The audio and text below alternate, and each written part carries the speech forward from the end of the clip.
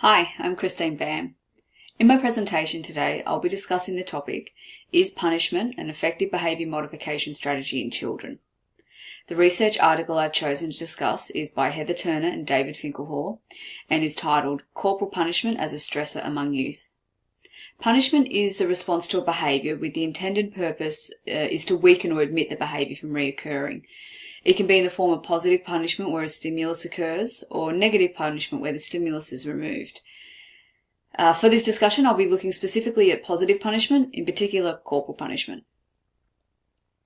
Corporal punishment is defined by Turner and Finkelhor as the use of force with the intention of causing a child pain but not injury for the purpose of correction or control of the child's behaviour. This form of punishment can be in the form of spanking or slapping, and sometimes with the addition of an object such as a wooden spoon, belt or cane.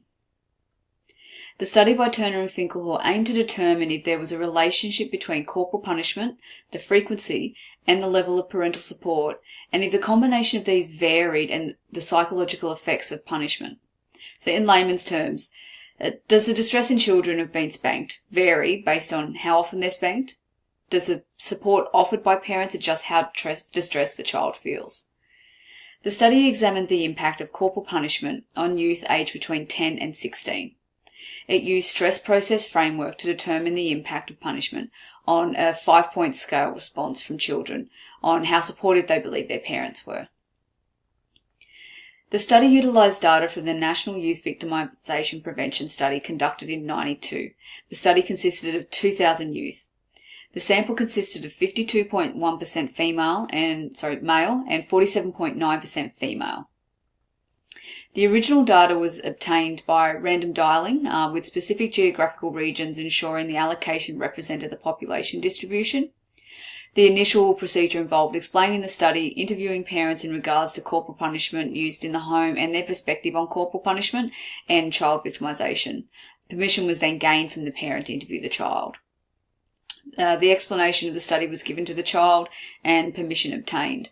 The interview process consisted of questions regarding disciplinary action in the form of corporal punishment, psychological distress, depression levels, parental support, socio-demographic and physical abuse.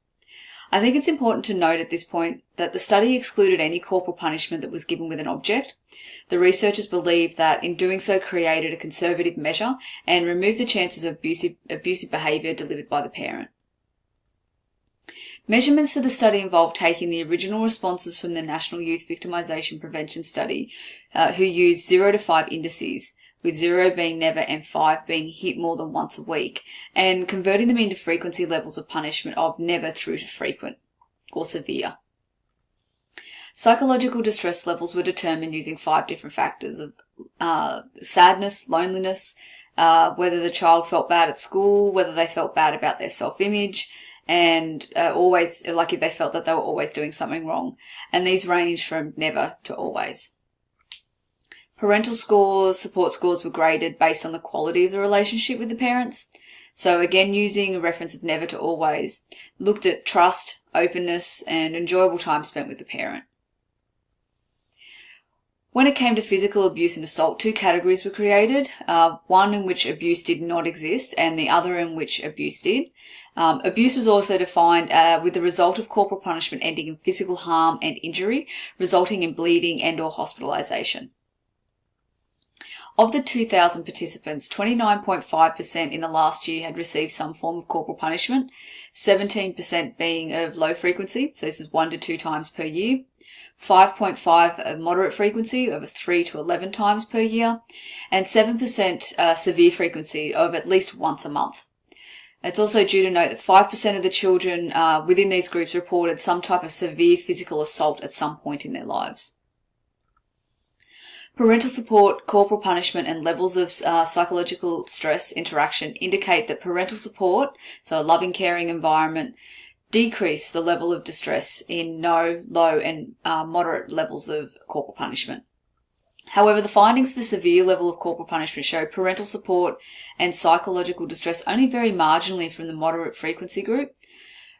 Rates of depression were found to be 3 times higher in the severe corporal punishment group when compared to no, low, moderate levels of corporal punishment. The levels of depression decreased with the increase of parental support. Depression was also higher in females by 3.19%. The study places corporal punishment into normative ranges and indicates the relationship between corporal punishment, parental support, and distress and depression levels. Limitations of the study include the low reliability measures of psychological distress, the relationship between individual and corporal punishment, like does the distress and behaviour of the individual affect the level of corporal punishment, or does the level of corporal punishment affect the level of distress? The study adds to the growing body of empirical data relating the effects of corporal punishment and psychological distress. However, it doesn't take into consideration that the perspective of the individual may not be accurate. It doesn't take into consideration other internal and external environmental factors. The study uses cross-sectional data, which means the researchers were unable to establish a causal relationship between corporal punishment and distress.